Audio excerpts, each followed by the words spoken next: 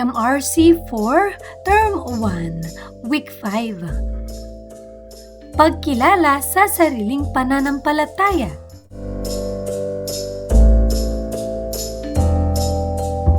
Matatag curriculum, bansang makabata, batang makabansa, with me, Teacher KMT.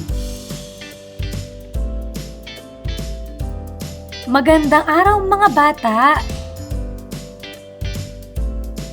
Ngayon ay pag-aaralan natin ang tungkol sa pagkilala sa sariling pananampalataya.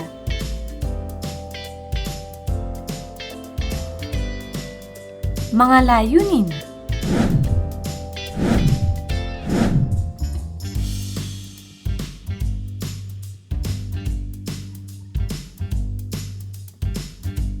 Unang araw. Maikling balik-aral. Magbigay ng 5 pangunahing karapatan ng bawat batang Pilipino. Mga halimbawang sagot. Maipanganak, magkaroon ng pangalan at bansang kinabibilangan. Maging malaya at magkaroon ng pamilyang mag-aaruga. Mabigyan ng pagkakataon na makapaglaro at oras na maging malaya. Magkaroon ng magandang edukasyon. Malayang maipahayag ang sariling pananaw at opinyon.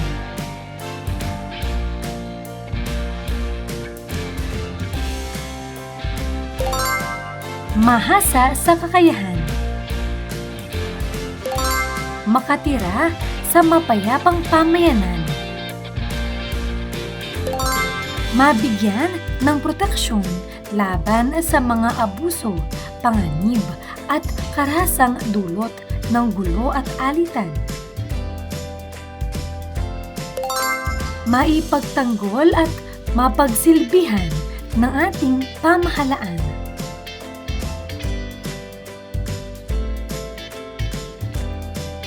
Ang ginagawa ng isang tao ay galing sa kaniyang paniniwala. Sa ginagawa nila, makikita natin na ang mga tao sa larawan ay naniniwala ng may Diyos. Hindi lamang sila naniniwala, ang kanilang paniniwala ay isinasa buhay nila. Sila ay nananampalataya, kaya nagdadasal sila. May ibang tao na naniniwala na may Diyos, ngunit hindi sila nananampalataya sa Diyos. Sa sariling gawi sila nananampalataya, kaya hindi sila naglalaan ng panahon sa pagdarasal.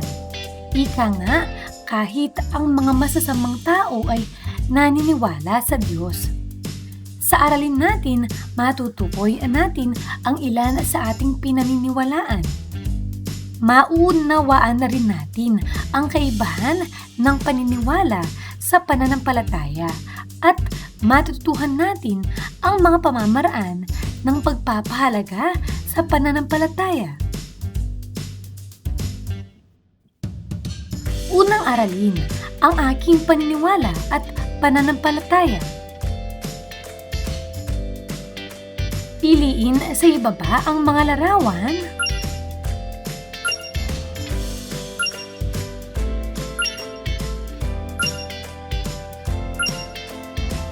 na nagpapakita ng iyong paniniwala. Gumawa ng sanaysay ukol sa mga larawang napili mo. Halimbawa, ang ika-5 larawan ang nagpapakita ng aming bahay-sambahan.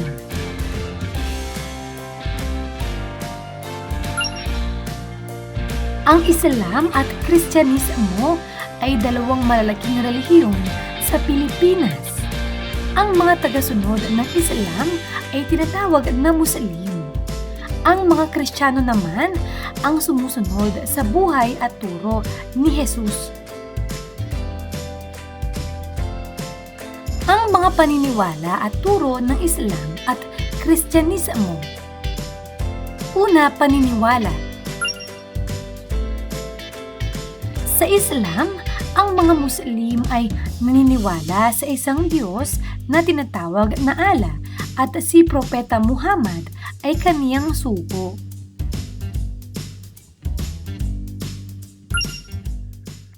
Ang mga Kristiyano naman ay naniniwala sa Diyos na ipinahayag o ipinakilala ni Jesus sa kaniyang turo at buhay. Pangalawa, banal na aklat. Ang Biblia, ang banal na aklat ng mga Kristiyano. Ang buhay at turo ni Jesus ang modelong sinusundan ng mga Kristiyano. Samantala, ang Quran naman, ang pinagbabatayan ng mga turo sa Islam at ang buhay at turo ni Muhammad ang sinusunod. Pangatlo, ang pinakamahalagang aral. Ang pangunahing turo sa Kristiyano ay ang pagmamahal sa Diyos at kapwa, pagpapatawad at ang pagsunod sa mga aral ni Hesukristo. Sa Islam, ang 5 pangunahing turo o ang 5 pillars of Islam ay ang pagsagawa ng pagpapahayag o confession, shahada, panalangin, sala, pag-aayuno o fasting, son, pagbigay ng abuloy, zakat, at ang paglakbay patungo ng Mecca sa abot ng makakaya o ang Hajj. Pang-apat, ang bahay-sambahan. Ang mga Muslim ay nagsasamba sa mosque.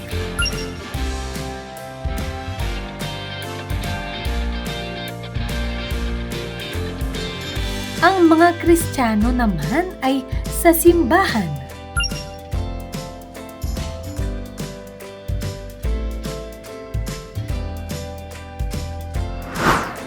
Sa kabila ng pagkakaiba, maaring magkaroon ng respeto at maayos na ugnayan ang mga Muslim at Kristiyano at sa iba pang relihiyon at paniniwala.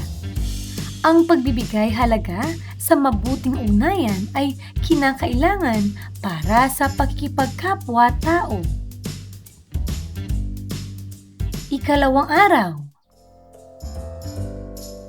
Gawang aralin bilang 2 ang aking paniniwala. Batay sa ating pagtatalakay, punan ang mga puwang, ugnay sa iyong paniniwala.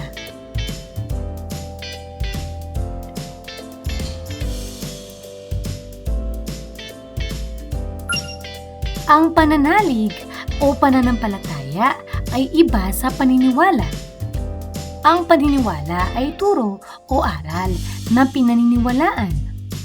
Ang pananampalataya naman ay ugaling taglay ng tao na nagpapatibay ng kaniyang ugnayan sa Diyos.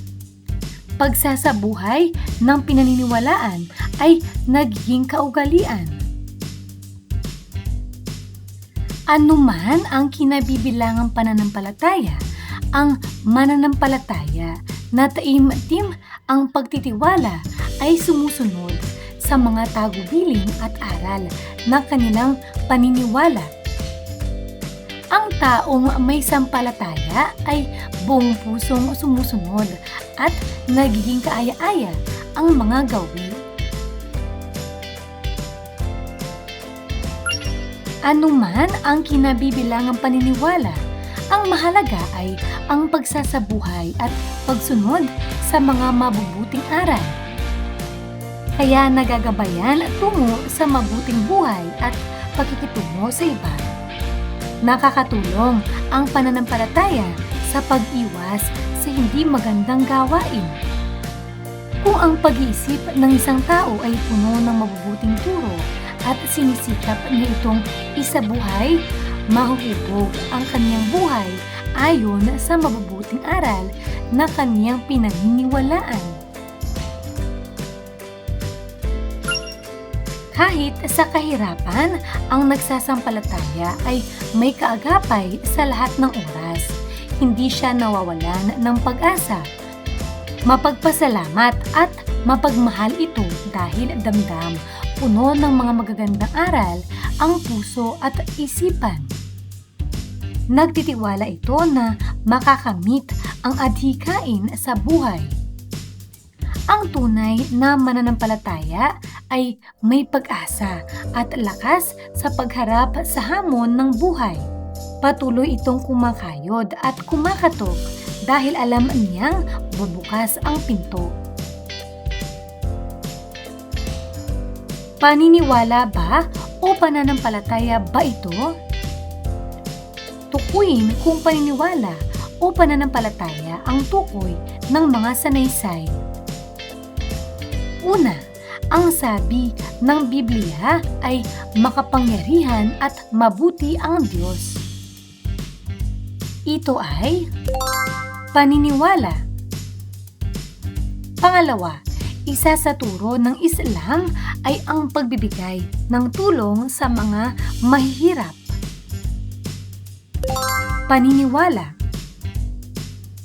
Pangatlo, isinasabuhay niya ang aral na magpatawad sa kapwa kaya hindi siya nagtatanim ng galit. Pananampalataya. Pang-apat, sinisikap kong maging mabuti dahil naniniwala ko na mabuti ang Diyos. Paniniwala. Panglima, naniniwala siya na mahal siya ni Jesus, kaya hindi siya nawawalan ng pag-asa. Paniniwala. Pang-anim, kayod ng kayod lang siya, may awa ang Diyos. Pananampalataya. Pang-pito, hindi natitinag ang kanyang pananampalataya, kaya hindi siya nanghihina. Pananampalataya. Pang-walo, marami siyang alam na turo pero hindi naman niya isinasagawa. Paniniwala. Pang-siyam, madasalin siya at napakasipag din sa pag-aaral. Pananampalataya. Pang-sampu, magaling lang siya sa pangaral pero hindi sa gawa. Paniniwala. Ikatlong araw. Ikalawang aralin, mga pamamaraan ng pagpapahalaga sa pananampalataya. Kung tutuusin, lahat ng paniniwala ay may magagandang aral. Ngunit kung hindi ito pahalagahan, mananatili itong aral lamang. Hindi ito magkakaroon ng magandang epekto sa buhay. Ang pagpapahalaga sa pananampalataya ay nakikita sa gawa. Ang sumusunod ay mga nagpapakita ng pagpapahalaga sa mga magagandang aral na ating pinaniniwalaan. Panalangin. Pagsamba. Pag-aaral ng salita ng Diyos. Pagsunod sa mga utos ng Diyos. Pinatnubay ang pagsasanay. Sagutin ang mga sumusunod na tanong. Una, itala ang pamamaraan ng pagbibigay halaga sa pananampalataya batay sa mga larawan at pagtatalakay. Para sa unang larawan.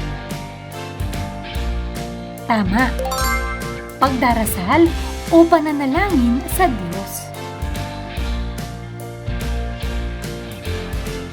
Pangalawa. Magaling. Pagsamba o pagpunta sa simbahan upang magpasalamat sa Diyos. Para sa ikalawang bahagi, itala rin ang mga resulta ng pagpapahalaga sa pananampalataya sa buhay ng isang tao o mga bunga. Para sa unang larawan, mahusay, nagiging mabuti at mapagmahal sa kapwa ang isang tao.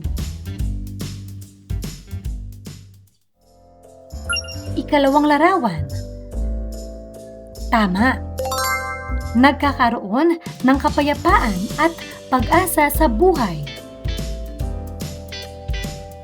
Para sa kasunod na bahagi, gagabayin ka ng iyong guro para sa gawain na ito.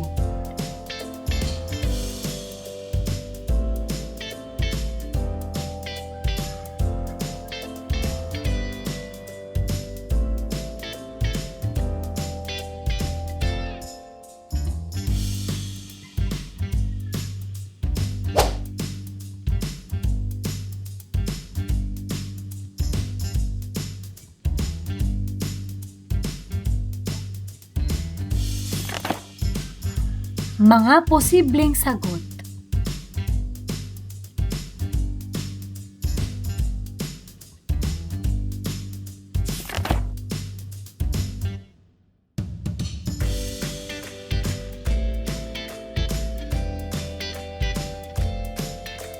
Paglalapat at pag-uugnay. Ako ngayon at mga bunga ng pagpapahalaga sa pananampalataya na gusto ko. Maaari mo ba itong sagutin?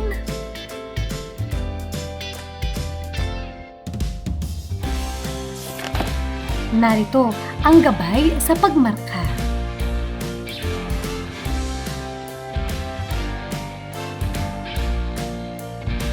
Ika-4 na araw. Pabaong pagkatuto. Gagabayin ka ng iyong guro para sa gawain na ito.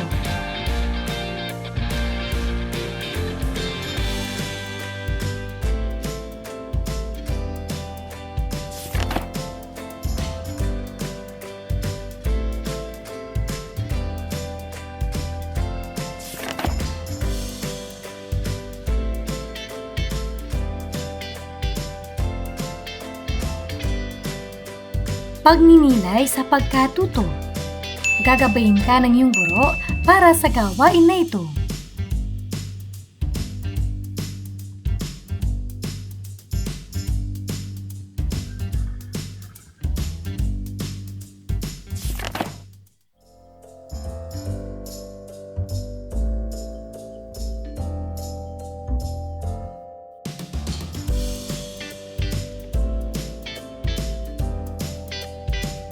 Pagsusulit.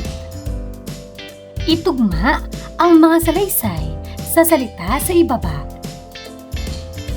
Mga pagpipilian. A. Paraan ng sariling pakikipag-ugnay sa Diyos. B. Pagbibigay halaga sa paniniwala sa pamamagitan ng pagsasabuhay ng mga mabubuting aral. C. Naniniwala na si Muhammad ay propeta. D. Ang tawag sa relihiyon na sumasampalataya kay Jesus na anak ng Diyos. E. Bahay-sambahan at dalanginan ng mga Muslim. G. Relihiyon ng mga Muslim. H. Banal na aklat ng mga Muslim. I. Banal na aklat ng mga Kristiyano. L. Aral at turo na isinasaisip at pinaniniwalaan. M. Napakahalagang simbolo para sa mga Kristiyano. Para sa unang bilang, pananampalataya. Ano ang tamang sagot? Magaling. Titik. B.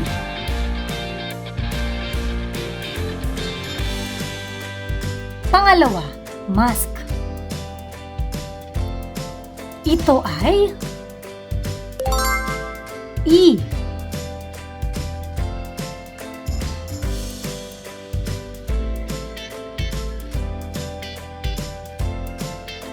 Pangatlo, Kristiyano. Ito ay D.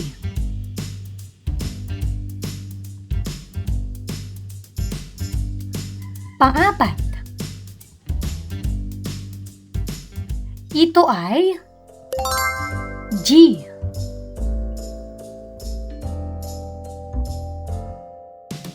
Pang-lima, Muslim. Ito ay K. Pang-anim, krus. M.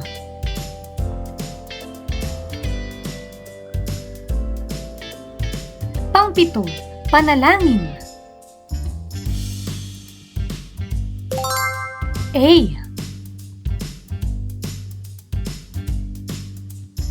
Pang-walo, Biblia. I.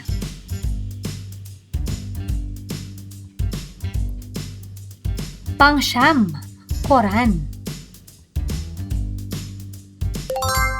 H.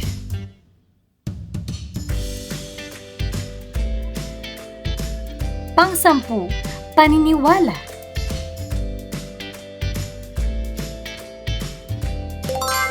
L.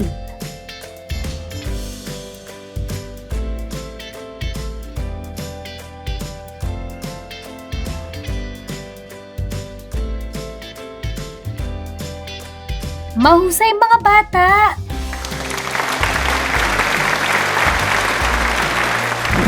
Ano ang mga natutuhan mo sa araw na ito?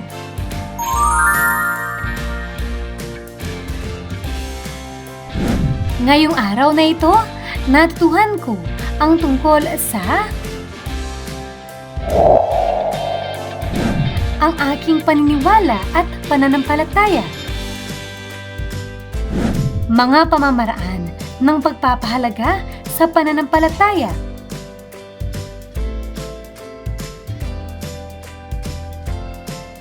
Maraming salamat sa pakikinig mga bata. Sana ay may natutuhan kayo. Huwag niyong kalimutan pindutin ang like, share at subscribe.